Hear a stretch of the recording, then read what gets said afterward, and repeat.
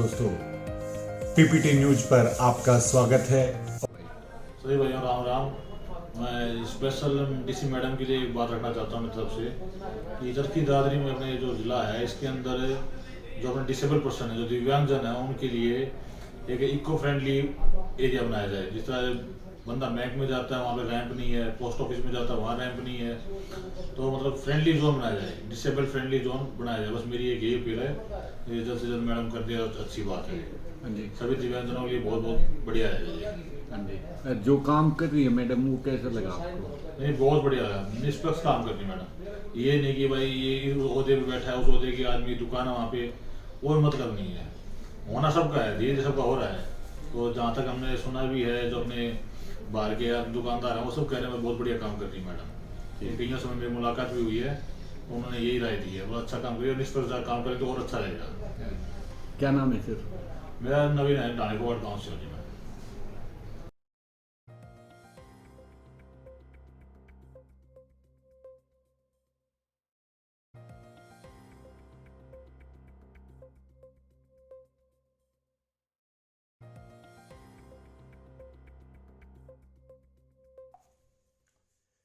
किसानों को मिलेगी पौध, बीज व पैकिंग से लेकर बाजार तक की सुविधा। कृषि मंत्री जेपी दलाल ने जगराम बास में जन संवाद में सुनी समस्याएं। अब खबर विस्तार से। बागड़ा व आसपास के क्षेत्र में खेती से संबंधित कोई बड़ा प्रोजेक्ट लगाकर पौध व बीज को और पैकिंग आदि से लेकर बाजार तक की सुविधा उपलब्ध कराने की योजना है। क्षेत्र में खेती उत्पादों को विदेशों तक लेकर जाने की योजना पर काम किया जा रहा है। दक्षिण के हरियाणा के सभी किसानों को सीधे तौर पर इसका लाभ भी मिलेगा। प्रदेश के कृषि एवं ग्रामीण विकास मंत्री जयप्रकाश दलाल ने जगराम बास गांव में आयोजित जन संवाद कार्यक्रम में यह जानकारी दी। उन्होंने बताया कि हाल ही में प्रदेश का एक प्रतिनिधि मंडल जापान जाकर आया है और वहां देखने को मिला कि भारत के मुकाबले फल सब्जियों के भाव बहुत अधिक हैं। केवल पैकिंग के कारण भाव में काफी बदलाव हो जाता है और विदेशों तक सामान पहुंचाने के लिए अच्छी पैकिंग जरूरी है। सरकार की कोशिश है कि जापान के माध्यम से प्रदेश में अलग अलग स्थानों पर कोल्ड स्टोर और पैकिंग हाउस की एक चेन स्थापित कर दी जाए, जिससे किसानों का मुनाफा बढ़े। प्रयास रहेगा कि इस क्षेत्र में कोई भी बड़ा प्रोजेक्ट स्थापित करवाकर किसानों को पौध व बीज सहित पैकिंग भी उपलब्ध कराई जाए और उनके उत्पादों को विदेशी बाजारों तक सप्लाई करवाया जाए।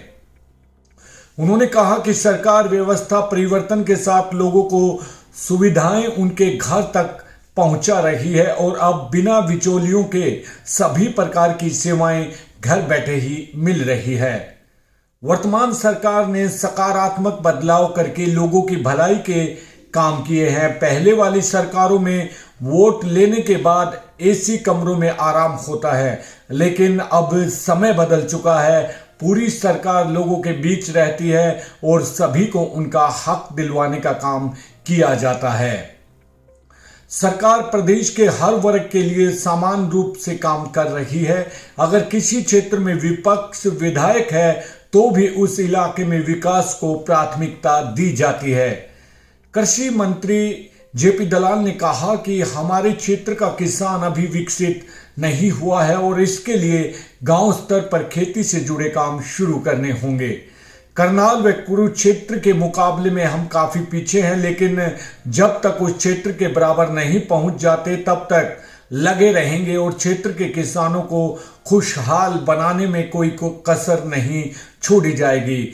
उन्होंने ये भी कहा कि मैंने भी किसान परिवार में जन्म लिया है और खेती भी की है, इसलिए हाथ से किसानों की समस्याओं से भली प्रकार परिचित हूं और उसी के चलते अपने किसान भाइयों की हालत में सुधार के लिए दिन रात काम किया जा रहा है।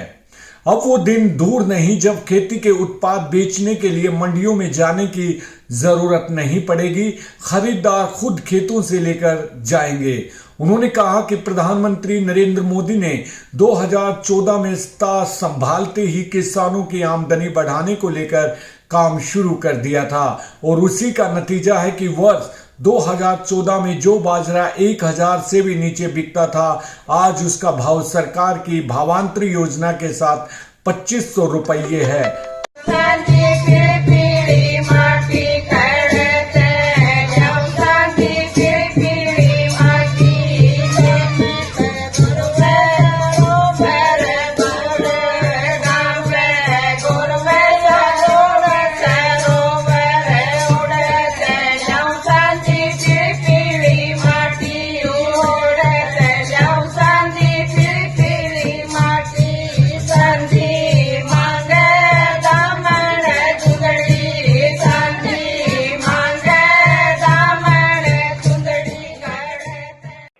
मैं शपथ लेता हूं कि विकसित भारत के निर्माण में अपनी भागीदारी निभाऊंगा। मैं शपथ लेता हूं कि गुलामी की मानसिकता से मुक्ति के लिए हर संभव प्रयास करूंगा। मैं शपथ लेता हूं कि देश की समृद्ध विरासत पर गर्व करूंगा और उसके उत्थान के लिए हमेशा कार्य करता रहूंगा। मैं शपथ लेता हूं कि देश की एकता और एकजुटता के लिए सदैव प्रयासरत रहूंगा। मैं शपथ लेता हूं कि राष्ट्र के प्रति अपने कर्तव्यों और दायित्वों का पालन करूंगा। मैं शपथ लेता हूं कि देश के गौरव के लिए प्राण देने वाले वीरों से प्रेरित होकर राष्ट्र की रक्षा, सम्मान और प्रगति के लिए समर्पित रहूंगा। भारत माता की जय। जोर से बोलेंगे, भारत माता के, भारत माता के, भारत माता के। ई संजीवनी के माध्यम से डॉक्टर के साथ परामर्श करके इलाज करवाया है और लाखों लोग ऐसे हैं जो इस पद्धति से लाभान्वित हुए हैं। प्रधानमंत्री जी ने इस ई संजीवनी को इससे पहले नवंबर 2019 में ही लॉन्च किया था। विचार ये था कि आखिर बहुत लोग ऐसे गरीब परिवारों से हैं जो शायद किसी डॉक्टर के पास जा नहीं सकते, उनके पास समय का अभाव होता है, कभी कभी वहां की भीड़ में लंबी लाइनें लगी होती हैं, इंतजार करना पड़ता है। तो कोई ऐसी सेवा जो लोगों को फ्री में मिले और अपने घर से बैठकर टेलीफोन करके अपनी बातचीत बता सकें। बहुत बीमारियां ऐसी हैं जिसमें शायद अस्पताल में जाना इतना अनिवार्य भी नहीं होता, केवल डॉक्टर से बात करके और दवाई अगर वो हमको लिख के दे देते हैं, बता देते हैं, तो हम उस दवाई का प्रबंध करके उनकी बताई पद्धति के अनुसार जो भी डोज वो बताते हैं वैसा हम ले लेते हैं। एक प्रकार से राहत मिलती है। हमने इसके लिए अपने हर जिला केंद्र पर 2-2 डॉक्टर 24 घंटे की सेवा दे रहे हैं, नियुक्त किए हैं। और इसी प्रकार पीजीआई चंडीगढ़ में भी हमारा उनके साथ भी करार है, तो 8 डॉक्टर लगातार राउंड द क्लॉक वहां बैठते हैं। तो ऐसे 30 डॉक्टर्स एट ए टाइम ये हमको हर प्रकार की बीमारी का उचित परामर्श देने के लिए बैठे हैं। इसका लाभ उठाने के लिए लाखों लोगों ने, 1,02,000 लोगों ने, जो मेरे पास ठीक आंकड़ा है, अभी तक इसका लाभ उठाया है। तो मित्रों, डॉक्टर से बात करके अपनी संतुष्टि से और हम ये जो डिजिटल स्वास्थ्य की सेवा है इसका लाभ हम लोग उठा रहे हैं। देश में प्रधानमंत्री जी ने जो आयुष्मान भारत की योजना चलाई, इसमें गरीब व्यक्ति को 5 लाख रुपए तक का मुफ्त बीमा ये सारे देश भर में लोगों को दिया गया है। हरियाणा में ऐसे 15.5 लाख परिवारों को इस बीमा का लाभ होने वाला था। हमने साथ में चिरायु योजना बनाई, जिसके कारण से ये संख्या 29 लाख परिवार इसमें कुल मिलाकर शामिल हो गए।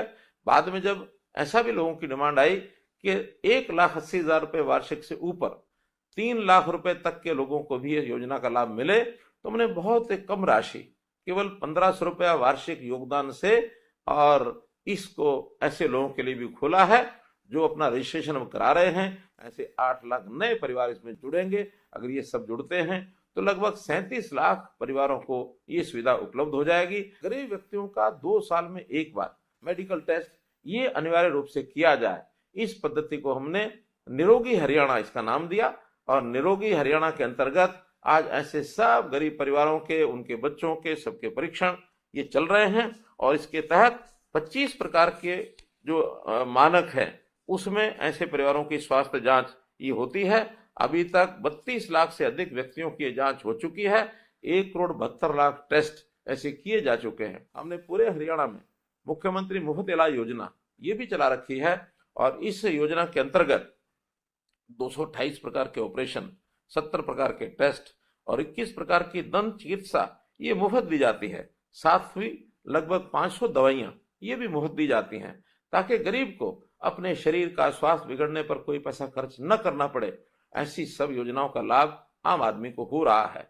गरीब आदमी का पैसा खर्च न हो इसके लिए चाहे आयुष्मान भारत की बात है, चिरायु हरियाणा की बात है, निरोगी हरियाणा की बात है, ये सब योजनाएं हम चला रहे हैं। आप इनका लाभ उठाइए और अच्छे डॉक्टर्स, अच्छे कंसल्टेंट ये हमको मिले, इनकी संख्या हम बढ़ा रहे हैं। कुल मिलाकर ये सब काम इसीलिए किए जा रहे हैं कि हम स्वस्थ, हमारा हरियाणा स्वस्थ, देश स्वस्थ ये होगा, हम सबका भला होगा।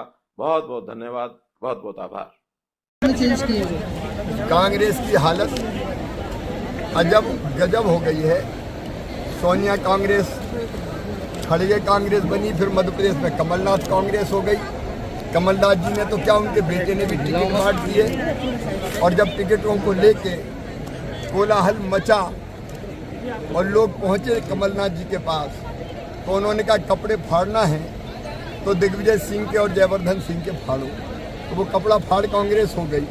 और उसके बाद अब कांग्रेस बन गई है टिकट बदल कांग्रेस। घबरा के कई जगह कांग्रेस ने टिकट बदल दिए हैं, तो कांग्रेस की हालत तो बड़ी अजब गजब हो गई है और आगे क्या होने वाली ये भी देखते हैं।